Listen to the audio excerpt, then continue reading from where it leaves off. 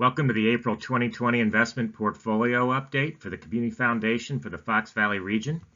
I'm Alan Lenahan, CIO at FEG, joined by Catherine Maurer, Vice President and OCIO Advisor. We're excited to give you an update today on market conditions, portfolio performance through the month of April, and some information on some ideas we're bringing to the portfolio.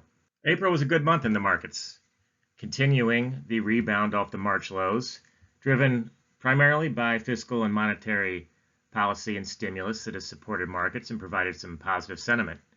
If you look across the big core market segments as we measure the MSCI All Country World, so the global stocks up 10.7 in the month, the U.S. aggregate up 1.8%, fixed income up 1.8%, real assets up 9.6, and a hedge fund benchmark, the HFRX Global Hedge, up 2.9 in between equity and fixed income, about where we expected.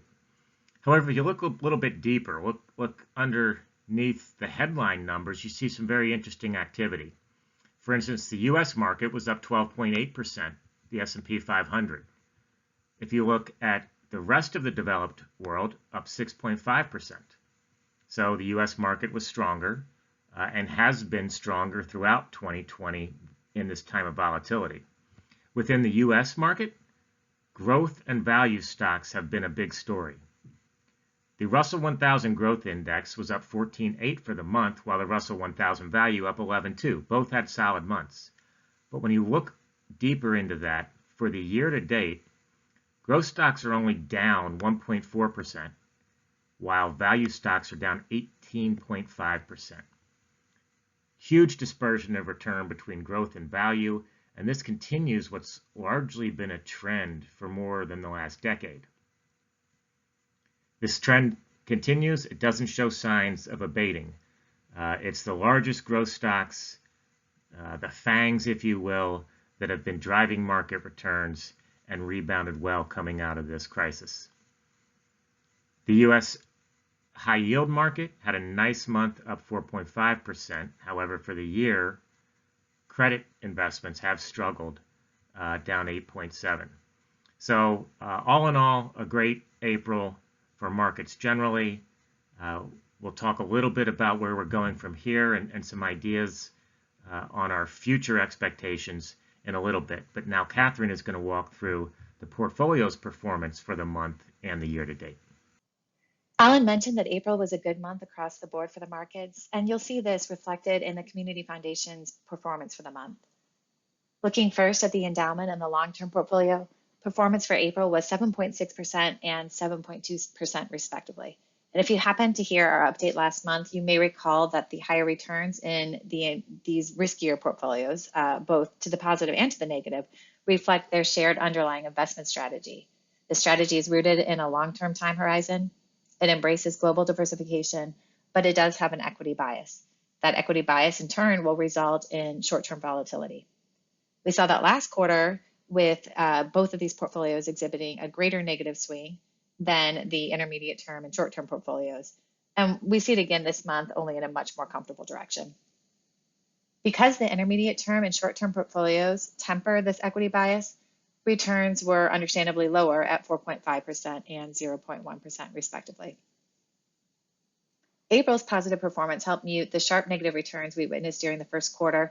Year-to-date returns are still negative for all but the short-term portfolio, but they are improving. Beginning a partnership with Community Foundation immediately after the largest one-week decline since 2008, which occurred in late February, has posed some challenges, but it's also provided some opportunities and market dislocations, which we began embracing at the start of our relationship in March, and we believe will continue to enhance the future portfolio returns. Thank you, Catherine, for that good news. Where do we go from here, though? So this is a snapshot of scenario analysis that we build in-house and some probabilities across these different scenarios. Scenario one would be a downturn from here in the equity markets, a 10 to 15% correction. We put roughly a 30% probability on that likelihood. In that case, we would get underweight equities in our portfolio, and it would be time to consider rebalancing back to targets. Also, there's areas of the markets that we find attractive right now, but not quite attractive enough to enter at these valuation levels. Those are small cap and micro cap stocks and high yield debt. In the case of another downturn, it would very likely present an opportunity to enter those positions. Scenario 2 is what we've experienced for the last 3 to 4 weeks, and that's a sideways choppy market trading on day-to-day news with no discernible strong directionality.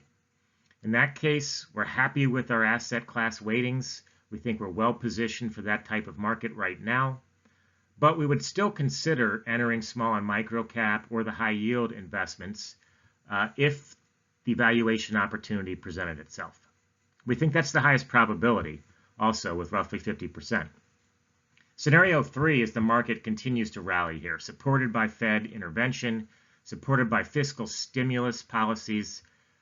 In that case, we would probably end up overweight equity and might need to trim back and rebalance a little bit. We would also look at that as an opportunity to reduce risk in the portfolio potentially if credit spreads tightened, if high yield became rich in our eyes, trading back to some more treasuries. And of course, in that scenario, you could see a return of inflation concern. And in that case, TIPS or Treasury inflation protected securities would be a very possible investment.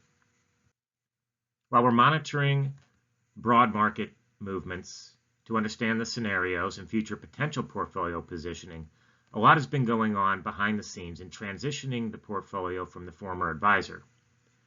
A recent change that FEG made across many client portfolios was a move from passive real estate exposure, or REITs, to an active global real estate manager, AEW. The reason is fairly simple. In this environment of economic turmoil, real estate and specific sectors and regions can be dramatically affected. In a recent conversation with the portfolio manager, we asked, so how are you underwriting the real estate market in this environment? His answer was common sense, but important. He said, we're figuring out who can pay the rent. If you look at the sectors across real estate, they're all being affected in unique ways. We believe an active manager that can properly position around the strongest sectors as well as the strongest regions has a strong opportunity set to benefit from and likely is a much better place to be invested than passive exposures to all REITs. Thank you for joining us for the April update. We'll continue to provide these virtual updates and look forward to the time soon when we can meet you all in person in beautiful Appleton.